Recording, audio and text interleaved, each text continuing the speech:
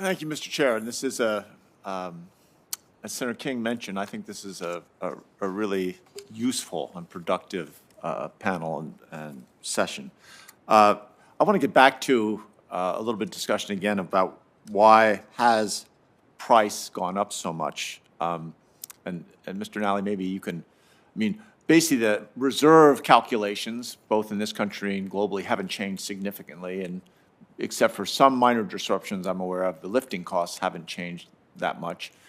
Is it's some function of during the pandemic shutdown that the supply chains basically got somehow in their dormancy made them less sufficient, less resilient? Is that fair to say? I'm sorry, I'm not quite sure. I'm just, I find it perplexing to see why we have seen such large swings in the price of crude oil when reserves, lifting costs, all the basic calculations that generally go towards price of most of our products in the world seem to indicate that we are still in a commodity that is where price is often dictated by producers that aren't dependent on on the price at maintaining a certain price for a certain period of time. Some are, but many aren't. I mean, I think the biggest swing in price is just simply the demand came back quicker than production, so that's really driven up the price substantially. And we forecast that demand will reach the pre-pandemic level in 2022, but production won't catch up. We see world oil balancing later in 2022, but until the production catches up with the demand, that's why we see elevated prices. Right. I guess my question is really why is it taking so long for production to catch up? Why isn't there more resiliency in the system, and how could we build more resiliency in the system is the question I want to get to. Well, we're showing that global production will come back in 2022, and most of it's coming from about 40%, 50% from OPEC. There'll be an increase from Canada. U.S. production is falling. I think comes back to 25% of the growth in 2022. We don't see U.S. production catching back up with the pre-pandemic level during 2022.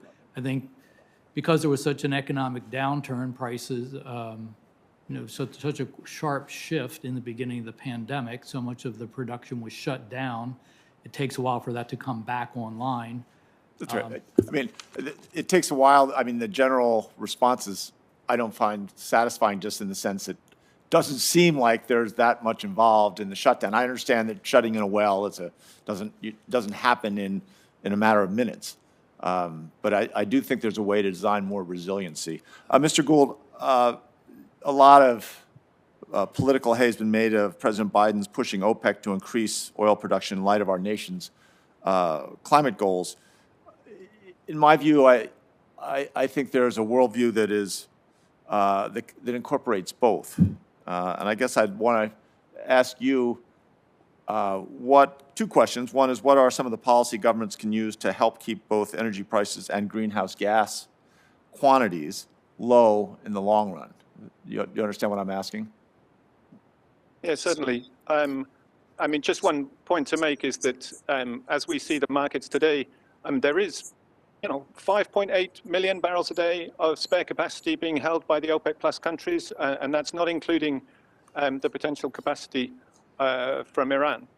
So there is a reserve of potential production there, which is not yet coming to the market. I would say, however, that we do see, I think we're slightly more bullish than the EIA on this in terms of the increase in U.S. production over the next year. We have U.S. production increasing by some 1 million barrels a day in 2022 from existing fields coming back and bringing U.S. production back to pre-pandemic levels. But in terms of the longer-term policies that can help in this regard, clearly there's a lot can be done on the demand side. There is still an untapped reserve of efficiency measures that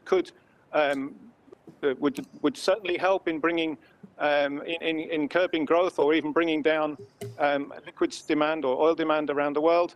And there are alternative fuels, there are alternative technologies, particularly in the passenger transport sphere, that can also be very valuable, as the US and other countries are indeed showing. So that combination of electrification, efficiency, they're very powerful weapons in the hands of policymakers to reduce some of the vulnerabilities that we see today. Great, thank you very much. And I can't tell you how, I've got more questions that I will submit to you all in writing, but Mr. Bryce, at some point I will chase you guys down just because I think you have so much of the information that we need in our decision-making over the next months. Mr. Chair. Thank you, Senator. Senator Marshall.